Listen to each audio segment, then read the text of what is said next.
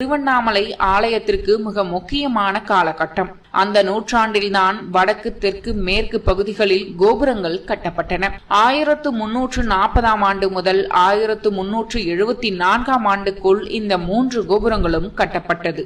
ஹொய்சாலா மன்னர் வீரவல்லாளன் இந்த திருப்பணிகளை செய்தார். 15ஆம் நூற்றாண்டில் திருவண்ணாமலை ஆலயத்திற்கு நிறைய பேர் தானமாக நிலங்களை எழுதி வைத்தார்கள். திருவண்ணாமலை ஆலயம் பொருளாதாரத்தில் மேம்பாடு பெற்றது இந்த நூற்றாண்டில்தான். 16ஆம் நூற்றாண்டில் விஜயநகர பேரரசர் கிருஷ்ணதேவராயருக்கு திருவண்ணாமலை கோவில் மிக மிக பிடித்து போய்விட்டது. திருவண்ணாமலை ஆலயத்தை மிக பெரிய ஆலயமாக மாற்றி அமைத்த பெருமைக்கு சொந்தக்காரர் இவர்தான். அவர் மற்ற மன்னர்கள் போல் ஏதோ 1-2 திருப்பணிகள் மட்டும் செய்யவில்லை. அந்த திருப்பணிகள் ஒவ்வொன்றும் இன்றும் திருவண்ணாமலையில் கிருஷ்ணதேவராயரை நினைவுபடுத்திக் கொண்டிருக்கிறது.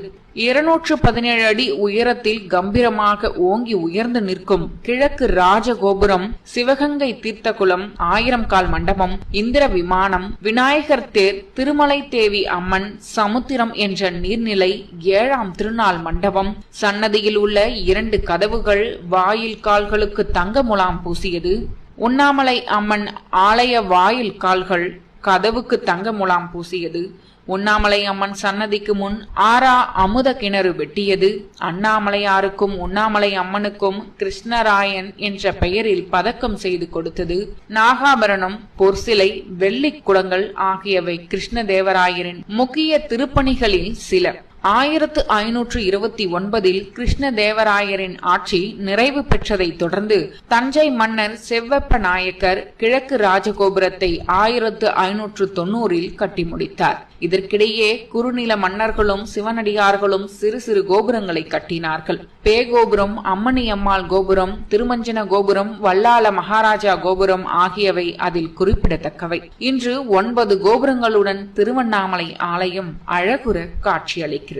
கோபுரங்கள் அனைத்தும் 1370இல் கட்டத் தொடங்கப்பட்டு 1590ஆம் ஆண்டில் முடிக்கப்பட்டுள்ளது. கோபுரங்கள் கட்டி முடிக்கவே சுமார் 220 ஆண்டுகள் தேவைப்பட்டுள்ளது. இந்த அடிப்படையில் தான் ஆலயத்தின் மொத்த கட்டமைப்பும் கட்டி முடிக்க சுமார் 1000 ஆண்டுகள் ஆகியிருப்பது கல்வெட்டுகள் மூலம் உறுதிப்படுத்தப்பட்டுள்ளது. மன்னர்கள் மட்டுமல்ல, மகாராணிகள், இளவரசர்கள், இளவரசிகள், சிற்றரசர்கள், ஜமீன்தார்கள், பிரபுக்கள், அரசு பிரதிநிதிகள், சித்தர்களும் இந்த ஆலயத்தின் திருப்பணிகளில் முக்கிய பங்கு வகித்துள்ளனர். சோழ, பாண்டிய, பல்லவ, ஒய்சால, சம்புவராய, விஜயநகர, தஞ்சை மன்னர்கள் போட்டி போட்டு செய்த திருப்பணிகள்தான் திருவண்ணாமலை தலத்தை நோக்கி மக்கள் அலை அலையாய் வர உதவி செய்தது.